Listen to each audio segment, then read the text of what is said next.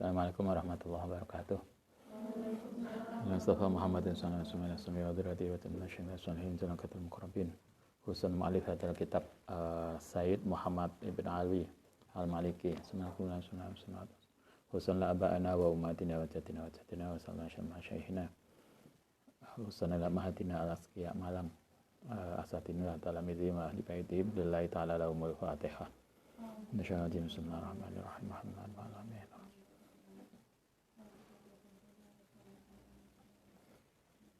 Bismillahirrahmanirrahim. Kita lanjutkan halaman 38. Kemarin sudah disampaikan tentang hadis-hadis fadilahnya birrul walidain. Yang terakhir kemarin kasus sapi. Nah, sekarang akan disampaikan tentang beberapa hadis terkait dengan ukul walidain, berani pada orang tua. Akibat dari berani pada orang tua. Hadza waqad waradat sampai apa asarun kasiratun, hadis yang banyak fi zajri yang dalam mencegah anil ukuki saking berani pada orang tua. Banyak hadis yang memperingatkan tentang tidak bolehnya untuk berani pada orang tua. Rawas mendika meriwayatkan sapa Bukhari an Abdullah bin Umar Abdullah bin Umar radhiyallahu anhu qala Rasulullah sallallahu alaihi wasallam. Ini hadis Bukhari, cuma di sini tidak disampaikan nomor berapa. Nanti Anda bisa cek di hadis Bukharinya. Kanjeng Nabi ngendikane begini, al-kabairu tai dosa besar iku al-isyraq. Pertama syirik billahi kelan Allah taala. Salah satu bentuk dosa besar adalah syirik. Syirik itu menduakan hati. Kalau bahasa kita selingkuh. Selingkuh itu dosa besar. Kita masih menuhankan yang lain. Atau merasa ada sesuatu yang lain yang berkuasa selain Allah. Kadang kita itu nyembah patung wis enggak. Tapi kadang kita yang laki-laki yang biasanya gawe apa ini? Cincin. Nggo cincin nggih akeh gede, mari ngono hatinya kemudian ada sebuah keyakinan pokoknya aku gawe cincin iki. Itu bisa jatuh pada syirik. Engko pas ujian skripsi didepno nang pengujine, wis pokoke tak kei-akei. Enggak akan bisa bertanya dia. Itu enggak benar, karena berarti kita telah meyakini adanya kekuatan lain yang kemudian mengatur kehidupan kita selain Allah Subhanahu wa taala. Itu syirik. Yang kedua, wa'ukul walidain, dan berani pada orang tua. Menyakiti hati orang tua. Itu termasuk dosa besar. Yang ketiga, waqatlun nafsi, membunuh seseorang, membunuh sesuatu yang tidak secara benar. Apa yang membunuh secara benar? Ya ono. Misalnya kalau Anda jadi algojo, enak toh? Kayak pengadilan, ada orang dihukum mati, kemudian ada tentara, ada pasukan tertentu yang ditugaskan untuk sebagai algojo untuk menghukum mati terpidana. Maka itu boleh, tidak termasuk orang yang harus dikisos. Itu artinya dia diperbolehkan karena ada tugas itu. Tapi kalau enggak ada alasan, maka enggak benar. Itu dosa besar membunuh. Yang seterusnya wal yaminul ghamus, sumpah palsu. Sumpah palsu, kita bersumpah tentang sesuatu padahal bohong. Kadang di pengadilan. Itu termasuk dosa besar. Di antara dosa besar yang disebutkan oleh Nabi di sini terkait adalah ukukul walidain, menyakiti hati orang tua. Wa fi sahihain, tadi di hadis Bukhari. Nah, sekarang hadis Bukhari Muslim. Fi sahihain an Abdullah bin Umar juga qala Rasulullah sallallahu alaihi wasallam. Minal kabairi, ikut termasuk dosa besar, satmur rajuli, yaitu utawi satmu itu kalau dalam bahasa Jawa miso. Nah, bahasa Indonesia ini apa? Misui wong tua. Satmu termasuk dosa besar adalah misui wong tua bahasa Jawa ini. Bahasa Indonesia ini apa? Mencela? Kayaknya tidak mencela ya. Misui itu kan lebih galak dari mencela. Pokoknya begitu kan? Anda paham? Pokoknya sabu itu misui. Satmu rajuli yutawi oleh misui seseorang walidahi ing kedua orang tuanya. Misui wong tua, ancene wong bapakku. Dulu ada, kita masih ingat, ada, kita masih sanawiyah. Ada seorang santri, biasalah santri muda, kemudian lapor ke kiai, lai bapaknya gak maju. Bapak kula mboten maju, anu Yai Soleh Allah yarham, tambah beras. Ketika itu beliau dengan santai guyonan aja. Ya bapakmu mesti maju, lala bapakmu gak maju gak dadi awakmu. Tanggapan itu malah beda maneh. Tetapi artinya nggak mungkin orang tua kita itu nggak maju. Orang tua itu mungkin secara akademik orang tua kita bukan sarjana, tapi beliau penuh pengalaman. Itu kan? Misui wong tua itu dosa besar.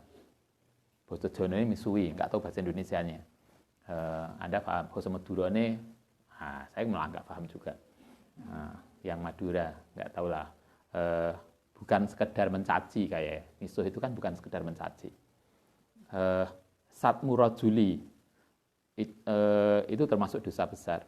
Qalu kemudian sahabat nanya, ya Rasul, wahal yastumu rajul, bagaimana mungkin iso misui sapa rajulu walidayhi? Apa ya enek to Kanjeng Nabi, enek anak misui bapake, misui ibuke? Apa mungkin? Kita mungkin juga sama pikiran kita. Apa ya enak ya seorang anak saking hebate kemudian misui wong tua. Kata Nabi, "Na'am." Mungkin, iya benar. Ya subuh, mungkin misui gak langsung. Kita tidak misui bapak kita. Tapi kata Nabi, ya subuh misui sapa wong abarrajuli ing wong tuane orang lain. Jadi Anda si A mencaci bapake si B. Nah, gitu kan? Jadi itu yang dia tidak mencaci orang tuanya sendiri, tetapi mencaci bapaknya orang lain. Faya subuh, mongko kemudian misui sapa rajul abahu ing bapake. Genti kan? Si A tidak misui bapaknya sendiri, tapi si A ini misui bapaknya si B. Akhirnya si B marah karena bapaknya dipisui, genti dia misui bapaknya si A. Maka si A yang memisui bapak B tadi, itu sebetulnya sama dengan misui bapaknya sendiri. Artinya kita misui bapak wong liya, itu sama dengan misui bapak kita sendiri. Kita mencela orang tua orang lain, itu sama dengan mencela orang tua kita. Karena itulah kita tidak boleh. Waya subuh mongko misui sapa rajul abahu. Waya subuh lan misui ummahu. Waya subuh lan misui ummahu. Maka orang yang mencela keluarga orang lain, yang kemudian orang keluarga itu tidak terima, kemudian mencela orang tua kita, maka sesungguhnya kita yang memulai misui tadi sama dengan misui orang tua kita sendiri. Hal yang sama, cara berpikir ini juga diterapkan dalam Al-Quran ketika kita dilarang untuk mencela Tuhannya agama lain. Enak toh? Enak wong sing suka mencela pangerane wong liya. Iku kok ngene, alake lahir sapa bidane, enak toh sing model. Orang suka mencela pangerane orang lain. Ning Quran jelas banget. Wala yasubul ladzina yad'una min dunillah, kata Allah. Jangan pernah orang kita itu mencela Tuhannya orang lain. Karena nanti orang lain itu akan enggak terima kemudian mencela Allah Subhanahu wa taala. Nah, orang yang kemudian balik ini maka itu ketika kita mencela Tuhannya agama lain, sesungguhnya kita sama dengan mencela Allah Subhanahu wa taala. Artinya kita sama dengan mencela Tuhan kita sendiri. Anda bisa baca dalam misalnya ya ini tercantum dalam surat Al-An'am 108 ayat 108, nanti bisa dicek. Di situ Allah taala mengatakan wala tahsubul ladzina yad'una min dunillah fayasubbullaha adwan bighairi ilmin. Jangan pernah Anda, orang yang beriman itu, mencaci Tuhannya agama lain. apapun mereka. Jangan pernah mencaci Tuhan-Tuhan itu. Karena agama yang mereka, yang kemudian pengikutnya kan nggak akan terima. Karena nggak terima, maka kemudian pengikutnya itu akan mencaci Allah Tuhan kita. Nah, karena itu ketika kita mencaci Tuhan orang lain, Tuhannya agama lain, sesungguhnya kita telah mencaci dan merendahkan Tuhan kita sendiri. Sama dengan logikanya, sama dengan ini tadi. Jangan pernah, termasuk dosa besar adalah seseorang mencaci orang tuanya. Ketika sahabat mengatakan, yo mungkin Nabi, mungkin tidak langsung, tetapi itu terjadi karena seseorang mencaci Tuhan, ibunya orang lain, kemudian anaknya gak terima, kemudian ganti ngelek-ngelek ibu kita, maka kita kemudian itu sama. Ini satu hadis yang terkait dengan uququl walidain. Warawa lan meriwayataken sapa Al-Baihaqi an Ibnu Abbas radhiyallahu an qala Rasulullah sallallahu alaihi wasallam. Man sapane wong asbaha yang isu-isuan sapa man iku mutian, orang yang taat lillahi maring Allah taala fi walidayhi ing dalem kedua orang tuane. Kata Nabi, siapa yang sejak pagi berniat untuk berperilaku baik kepada orang tuanya karena Allah taala. Jadi kita berbuat baik pada orang tua itu karena Allah, bukan karena pengen tambahan sangu, pengen apalah, biar kita punya keinginan, bukan itu.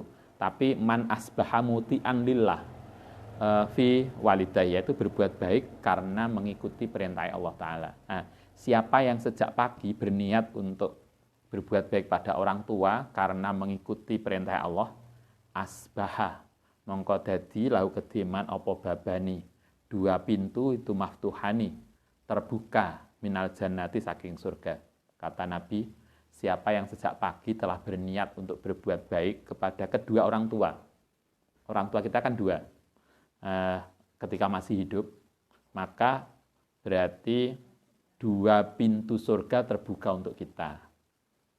Dan itulah duit wong tua akeh lumayan. Berarti pintunya akeh toh. Lah bapake misalnya bapake situ, ibuke telu. Kan wis papat. Apalagi ibuke papat. Wis 5 pintu surga terbuka. Berbahagialah Anda yang ibunya banyak. Mulane kemarin kan umuka kan Nabi tahu ibuke wong iku telu. Nah, ini guyonannya begitu. Kan Nabi mengatakan begini, siapa yang berniat sejak pagi sudah berniat untuk berbuat baik pada orang tuanya, maka dua pintu surga terbuka. Wa ing kana wahidan, lamuno orang tua ana sapa orang tua iku wahidan satu, ya fa wahidan. Bagaimana kalau orang tuanya tinggal satu? Ya karena yang satu sudah almarhum, maka berarti ya tinggal satu pintu. Karena itulah yang sering disampaikan mbah-mbah kita, mumpung orang tua kita masih hidup, maka sungguh perhatikan orang tua kita. Nanti kalau sudah wafat, tidak ada lagi pintu surga yang terbuka untuk kita lewat jalur ini. Mumpung masih hidup orang tua kita, jangan lupa, paling enggak Anda nelpon orang tua tiap hari, tiap minggu, atau tiap akhir bulan. Nah, kan harus jelas toh, paling enggak setiap minggu lah, kalau kayak setiap hari nelpon ibu nelpon bapak yang masih hidup. Walaupun sekedar say hello, takok kabar, gimana mah kabarnya mah, kira-kira pun panen lah, giringane, kopi ini wis panen bareng, kayaknya harganya gimana? Wah, alhamdulillah mah lah harganya naik, dilalah teng mriki lho kebutuhan buahnya. Cara ngiring jaluk tambahan sangu. Tapi intinya bukan itu. Tapi marilah kita perhatikan orang tua kita. Kata Nabi, fa in kana wahidan ya wahidan. Sebaliknya faman sapane wong asbaha, yang sejak pagi sapa maniku asian, bermaksiat lillahi ta'ala fi walidayhi. Sebaliknya siapa yang pagi-pagi wis tukaran karo bapak ibuke, asbaha mongko dadi lau kediman apa babani, dua pintu iku maftuhani terbuka minan nari saking neraka. Kata Nabi, Sebaliknya kalau pagi-pagi seorang anak sudah ribut dengan berani kedua orang tuanya, maka yang terbuka bukan pintu surga tapi pintu neraka. Kedua pintu surga neraka akan terbuka. Wa in kana wahidan, mong kelamun ana sapa walid iku wahidan satu ya wahidan. Maka yang terbuka satu dari neraka. Ada seorang masih bertanya. Kala nanya sapa rajulun, wa in dzalamahu. Walaupun orang tuanya itu dolim kan Nabi. Mungkin orang tuanya keren banget. Anak tahu wong tua sing kadang itu gawaan bayek ya. Cerewet banget. Wong sepuh biasanya kan gitu toh. Kurang banyak keluhan lah ning sosial media itu. Punya ibu sepuh cerewetnya luar biasa. Kalau ini rajul ini juga mengatakan walaupun orang tuanya itu dolim kan Nabi. Mungkin dalam bahasa kita walaupun cerewet banget, mungkin kita begitu kasusnya. Qala jawab sapa Nabi wa in dolamahu. Senajan kedua orang tuanya itu dolim. Atau walaupun kedua orang tuanya itu cerewet banget. Kita tetap harus takzim pada orang tua. Masih ingat dulu ada hadis, dia ada seorang anak, kemudian masuk Islam, ibunya nggak mau. Beda agama. Yang satu anaknya muslim, ibunya masih kafir. Kemudian dia nanya ke Kanjeng Nabi, bagaimana sikap saya terhadap ibu? Kata Nabi, walaupun beda agama, tetap harus menghormati beliau. Tetapi dalam konteks ibadah tentu beda.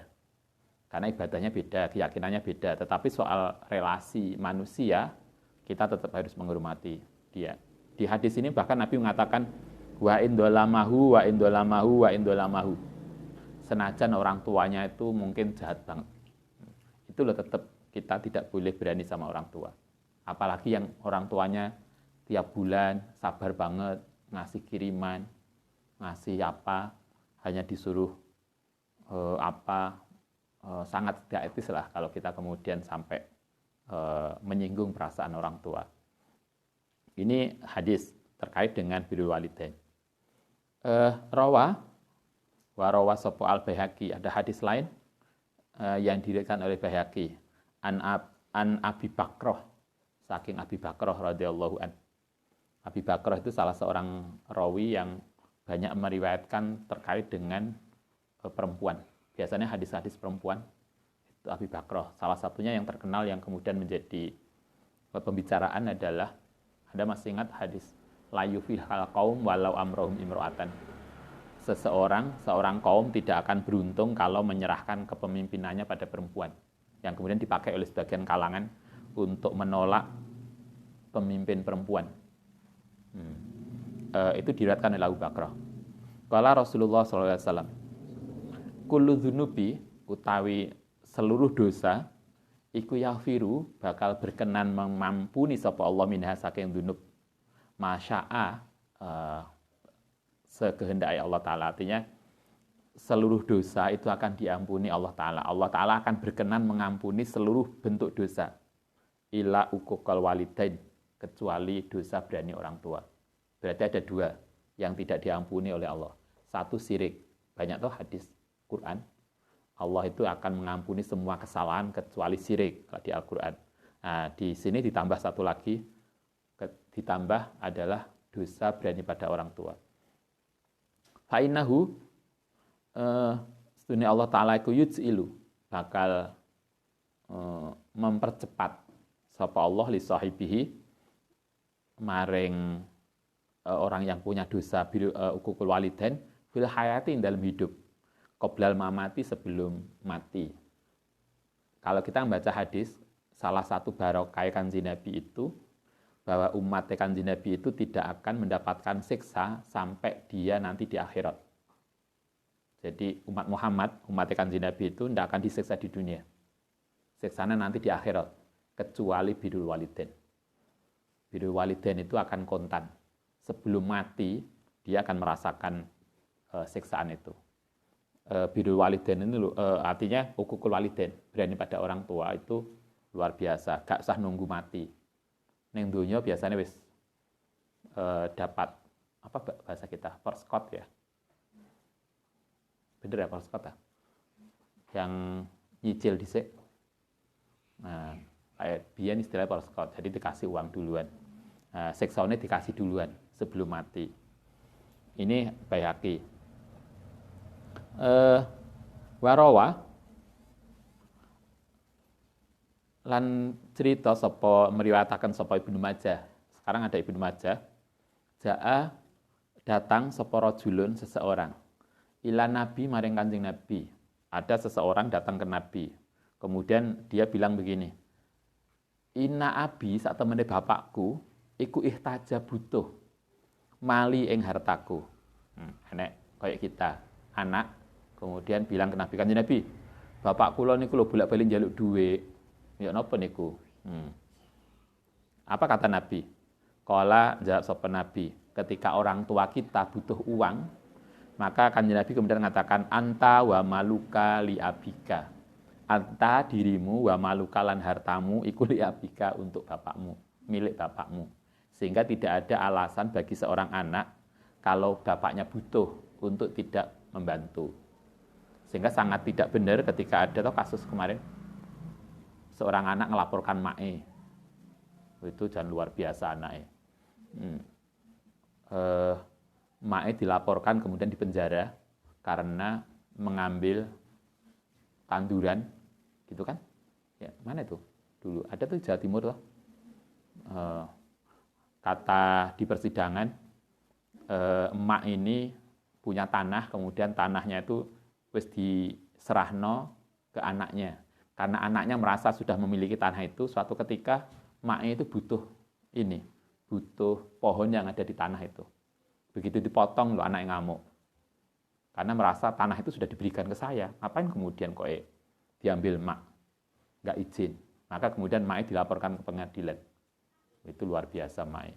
Dia lupa bahwa jangankan itu asalnya yang dari orang tua, yang milik hasil kerjamu, itu pun sebetulnya adalah milik orang tuamu. Sehingga artinya kalau ada orang tua butuh, paling enggak kita bisa diskusikan lah. Jangan kemudian, mak saya, enak dulu. Ada seorang teman, kemudian dia cerita, pas kebetulan emaknya itu meninggal, kemudian kita takziah. Dia kemudian cerita, ini Pak Hudori, emak saya itu setelah sepuh itu sering ke Malang. Nah, kemudian kalau tiap bulan jatah sekian ratus untuk emaknya di kampung. Kita hanya ketika itu mikir, ini beliau ini seorang pejabat yang dengan gaji besar. Mosok hanya uang segitu aja loh. Rasanya kok diceritakan kita dalam keadaan yang enggak bersyukur gitu ya. Itu kan uang hanya berapa ratus toh untuk emak kita yang mestinya justru diceritakan dengan syukur, bukan dengan koyo emakku nodong ben mulan. Kesannya itu enggak positif. Karena itu Anda ini sebagai contoh aja, mestinya kita tidak begitu. Kalau Anda nanti punya uang,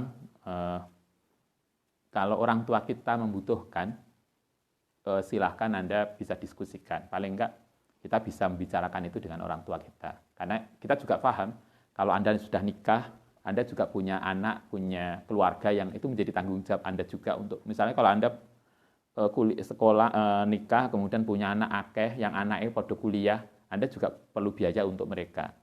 Nah, kadang orang tua itu kan, ada juga kemarin yang cerita ke kita, dia bilang begini,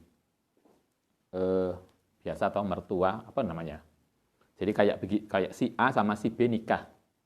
Nah, kebetulan orang tuanya si perempuan ini ekonominya lagi kurang baik. Karena itulah keluarga ini, anak ini, kemudian pengen memperbaiki rumah orang tuanya yang lagi memang sudah waktunya harus diperbaiki. Begitu selesai diperbaiki, rupanya yang wong tua yang kene, iku iri. Lah iku kok kono mbok perbaiki kok omahku enggak. Kadang kita sebagai orang tua juga harus ngerti, anak ini baru belajar hidup yang sudah memperbaiki orang tua yang kene, masa yang kene enggak jatah iri. Ini kan juga kita harus ngerti. Artinya kan anaknya harus memperbaiki 2 rumah. Itu enggak mudah. Artinya kan ini harus dibicarakan dengan baik sehingga kemudian antar mertua kene sama mertua kene itu nggak saingan iri-irian. Le, wingi awakmu rono nggawa apa? Kok rene kok gak nggawa? Ngono iku Anda jadi menantu, Anda jadi anak harus ngerti gimana caranya ben antara mertua kono sama orang tua kene itu kemudian enggak enek kalau di rumah dulu anaknya nikah tapi besan enggak takokan. Jadi pas anaknya loro iku padha jogone rumah sakit tapi iki lo luar biasa. Jadi keluarga ini jogo, gini jogo, tapi gak takokan sak ruangan. Nah, itu kan juga gak benar. Anda harus bertanggung jawab untuk mendamaikan ini. Itu bisa muncul. Ini kasus-kasus nyata yang terjadi di masyarakat. Artinya ketika Anda begini, Anda harus tahu. Apalagi kalau rumahnya dekat. Gitu kan? Misalnya kalau Anda di Malang, Anda nikah untuk bedogang. Misalnya toh. Main yang kono bedogang. Cuma Anda pulang mulih neng keluarga kono ngedukno kerdus gede. Neng kene kok kerdusnya cilik. Iku bisa jadi masalah. Sinetronnya kan gitu. Nduk mau ngedukno dadi rasan-rasan mungkin orang tua kita enggak nanya, tapi kan kepikiran. Yang kok mau apa tuh? Sing didukno kerdusnya gede. Sing kene kok kerdusnya cilik. Enak toh? Untunglah kalau kita rumahnya adoh, ini kan gak ketok. Kan enak, semua yo kuliah adoh ke Malang, nikah entuk tanggane bedogang. Kaya gak ono ae ning Malang. Gak kreatif nih. Saya kan enak akeh lah gitu. Tapi oke lah, tapi intinya bukan itu. Intinya di sini adalah bagaimana kita hubungan anak dan orang tua dengan baik. Kasus ini ada seorang yang tanyakan Nabi, inna abi ihtajamali, bapakku itu senantiasa minta uang. Qala anta wa maluka ya abika. Wa qala lan ngendika sapa Rasulullah sallallahu alaihi wasallam, inna auladakum sak temene auladmu, anak-anakmu iku min atyabi kasbikum, saking hasil terbaik kerjamu. Fakulu mongko makana sapa sira min awalikum saking hartamu. Artinya Nabi mengajarkan kita kita bisa komunikasi dengan anak kita, dengan keluarga kita, dengan orang tua kita. Bagaimana kalau kemudian sama-sama butuh? Kalau orang tuanya juga butuh, karena orang tua kita kadang nggak mesti orang yang pas, orang yang punya kelebihan dana. Mungkin orang tua kita juga butuh uang karena hidupnya yang pas-pasan. Sedang Anda mungkin lagi oleh Allah diberikan anugerah kekayaan yang cukup, maka itu harus bisa dibicarakan. Warawah sapa Tabrani an Abdillah bin Abi Aufa radhiyallahu an. Kuna ana sapa kita, ini hadis yang lain. Kuna ana sapa kita iku idzan Nabi sallallahu alaihi wasallam. Fa'atahu mongko datang sapa atin seseorang. Faqala pas lagi Kanjeng Nabi lagi dalam bahasa kita ngumpul-ngumpul begitu, kemudian datang seseorang. Faqala, kemudian orang tadi bilang begini, sabun utai pemuda iku yajudu binafsihi. Lagi Kanjeng Nabi ada seorang yang lagi sekarat. Yajudu binafsihi itu sekarat, mau nazak. Fakila, kemudian disampaikan kepada orang tadi, Nabi mengatakan gini, kul la ilaha illallah. Kalau dia sekarat, maka ajari dia la ilaha illallah. Ini untuk kita juga begitu. Kalau kita punya keluarga, punya orang tua, keluarga yang lagi nazak mau wafat, jangan diculne. Bapak loro dilebokno kamar dikunci kon jaba. Inilah kaya ayam. Jadi kata Nabi kalau ada orang mau mati ditunggoni. Orang yang mau nazak itu lagi ngadepi persoalan yang luar biasa. Kadang wis setengah ingat, setengah enggak, setengah sadar, setengah enggak. Karena itu dampingi, kemudian diajak zikir la ilaha illallah. La ilaha illallah kesuwen, terlalu lama enggak mudah, ya Allah Allah aja. Karena sebagian ulama mengatakan kayak nanti lagi la ilaha mati. kurang ilallah itu. Nah, akhirnya kan jadi kafir. Karena itu biasanya kemudian hanya Allah aja. Pokoknya eling pangeran. Nyebut lah wong Jawa, nyebut mak. Bukan but. Nyebut. Maksudnya kok eling ning pangeran. Nah, kata Nabi, Kanjeng Nabi itu ada seorang pemuda lagi nazak, sekarat. Kemudian Nabi mengatakan, "Qul la ilaha illallah." Ajari dia ngucap la ilaha illallah. Apa kata orang tadi? Falam yastati. Loh, dia enggak bisa Kanjeng Nabi. Ngucap la ilaha illallah itu loh enggak bisa. Kemudian Nabi bertanya, faqala mengko nanya sapa Rasulullah sallallahu alaihi wasallam, "Akana yusolli?" Ono to orang tadi biasa sholat, orang tadi santri enggak? Kalau bahasa kita gitu. Dia santri enggak? Dia sholat enggak? Faqala na'am. Dia sholat Nabi. Nah, kaget Nabi. Kok enek orang yang biasa sholat tapi diajak la ilaha illallah enggak bisa?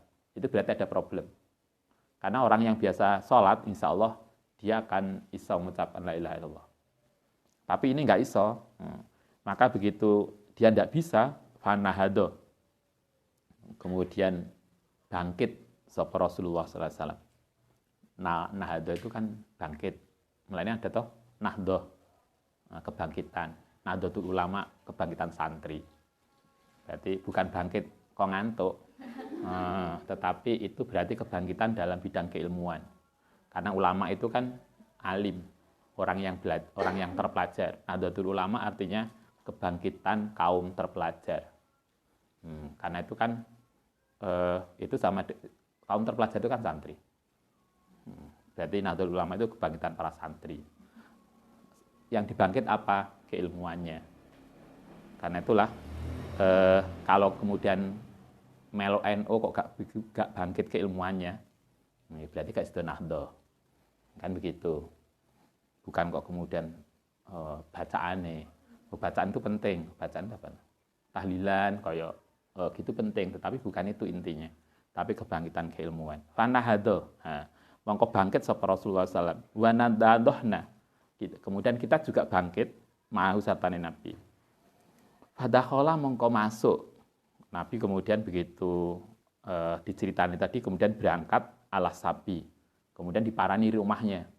Masuk ke rumah pemuda tadi faqala lahu. Kemudian Nabi ngendika lahu pada anak tadi, "Kul la ilaha illallah."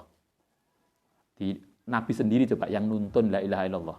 Apa yang terjadi? Faqala la astati. Saya enggak bisa. Tapi dia ngomong saya enggak bisa kan Nabi. Ngomong enggak iso iku iso. Tapi dia ngomong la ilaha illallah itu enggak iso. Nduk nyebut nduk, nah, kula mboten saged. Nah itu kok isih-isih ngomong kula mboten saged. Waduh, Mbak. Ayah yang turu loh, ayah sudah tidur. Udah tidur kok ngomong tidur. Kok iso ngomong. Itu cilikane Kak Asa. Kak Asa tidur. Kak Asa sudah tidur loh. Nah, kata sahabat tadi, Kanjeng Nabi bilang, mengucap la ilaha illallah. Sahabat tadi, la astati, saya enggak bisa Kanjeng Nabi. Qala 5, kenapa enggak bisa? Kila kemudian dijawab oleh orang yang lain, karena ono sapa pemuda iku yauku menyakiti sapa dia walidatahu ing ibuke.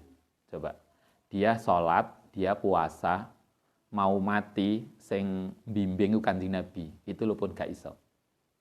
Kenapa gak bisa? Ya'uku walidatahu, karena dia menyakiti hati ibunya. Dampak menyakiti hati ibu itu, sholatnya, puasanya menjadi tidak punya pengaruh. Bahkan Nabi yang bimbing aja tidak mampu untuk membimbing dia. Faqala, kemudian dawuh sapa Nabi alaihi salatu wasallam, ahayatatun. Ana ta masih hidup sapa walidatu, ibuke isih urip enggak? Qalu jawab sapa sahabat, na'am, nggih Nabi. Ibunya masih hidup. Qala ud'uha. Mongko panggilen ha ing ibuke, fada'ahu. Kemudian manggil sapa sahabat ha ing ummuhu, fajaat. Kemudian datang sapa ummu waqala. Kemudian dawuh sapa Nabi, hadza ibnuki, hadza utai iki iku ibnuki, ini anakmu tah? Dikonfirmasi dulu. Mak, ini anaknya jenengan ha, Mak? Mungkin dalam bahasa kita gitu. Faqalat, jawab sapa mae, na'am. Nggih. Oh iya itu anak saya Kanjeng Nabi. Kayak bahasa kita kan gitu toh. Oh, iki nggonamu Mbak. Kok enek kangkung ning gazebo pirang-pirang dino iki. Ini karo tempe barang iki nggone sapa to iki? Iki nggone sapa to? Nah, mak-mak tadi ditanya Kanjeng Nabi. Iki kangkunge sampean Mak. Ini anake sandingan Mak. Nggih. Hakolah mongko dawuh sapa Nabi laha maring emak-emak tadi aroaita bagaimana pendapat aroaiti bagaimana pendapat jenengan lau ajastu lamuno menyalakan sapa ingsun naron ing api dohmatan yang besar. Kemudian Nabi mengatakan, Mak, bagaimana kalau saya mau menggawe api unggun yang besar? Fakilah, mongko kemudian disampaikan lagi untuk ibu tadi, ing safakti, mongko lamun memberikan syafaat, melasi sapa sira lahu maring anak, kholaina, yo akan saya lepas anhu saking anak. Wa illah lamun ora akhrok nahu, mongko bakal membakar sapa ingsun ing anak bihadan nari kelawan api ini. Kata Nabi, Mak, saya mau nggawe api unggun besar. Lae sampean mau memaafkan anak jenengan ini, maka ya selesai. Tapi lain jenengan gak mau memaafkan, anak sampean mau tak bakar ning geni. Akunti. Kemudian ana ta ana sapa sira ke tasfina, mau memaafkan sapa sira lahu maring anake.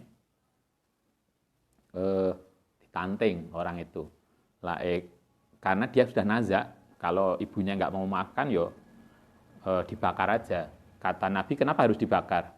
Karena nanti masuk neraka jauh lebih berat daripada api dunia. Lebih baik dibakar di dunia daripada dibakar di neraka. Kayak gitunya berani pada orang tua. Nabi sendiri yang mau membakar orang itu, karena berani pada orang tua.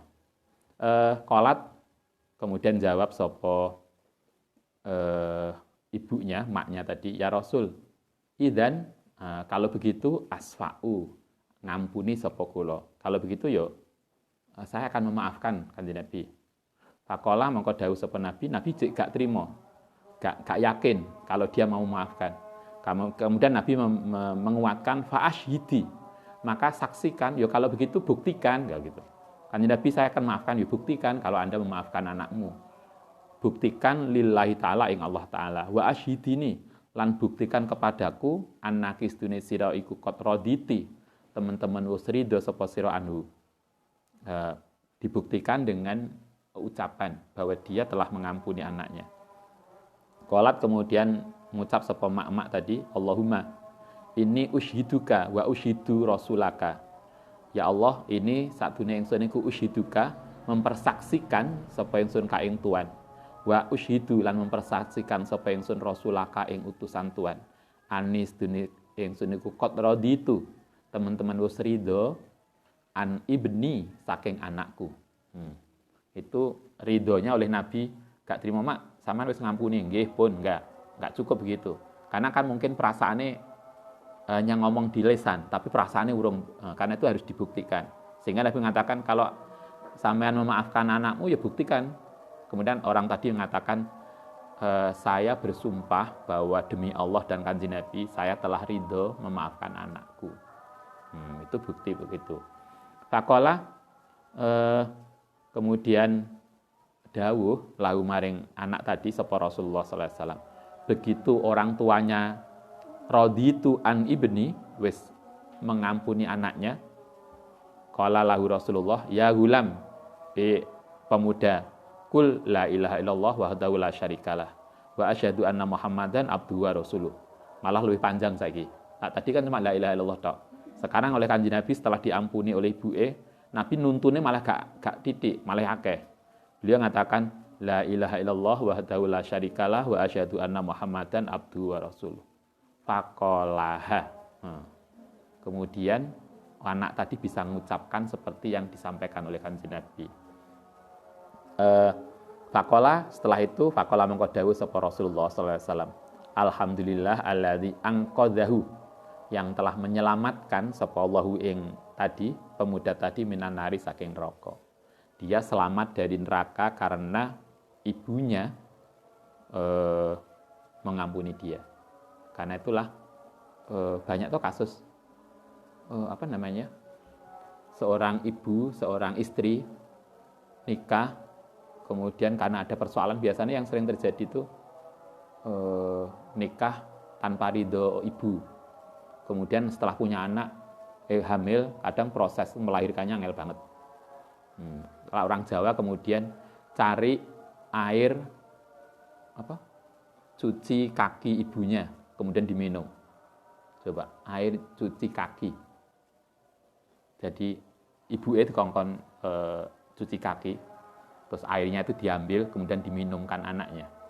Nanti proses kelahirannya akan mudah bagi istri-istri yang nikah kawin lari. Itu artinya kan ketika nikah dia tanpa ridho ibu. Itu sampai segitunya orang Jawa. Niteni, itu akan ada problem-problem.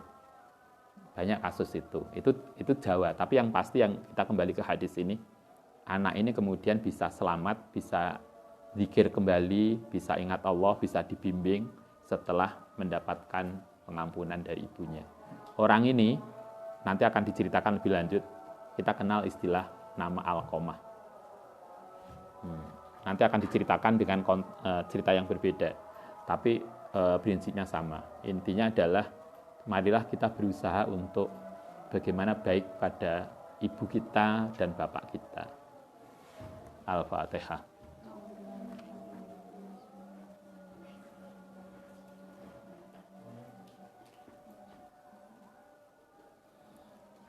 Rabbana fa'na bima 'allamtana wa 'allimna nadifa'una bi'aqihna wa faqihna.